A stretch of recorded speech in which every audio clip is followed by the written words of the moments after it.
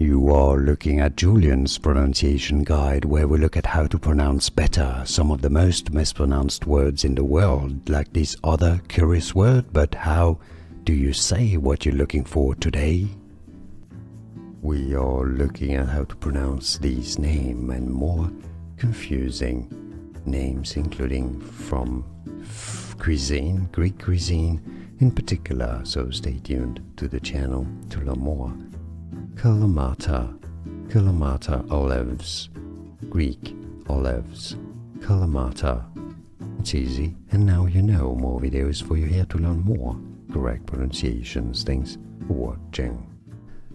Here are more videos on how to pronounce more confusing words and names too many mispronounced. Like this video if you found it useful. I appreciate your support. I'll see you soon, and thanks for watching.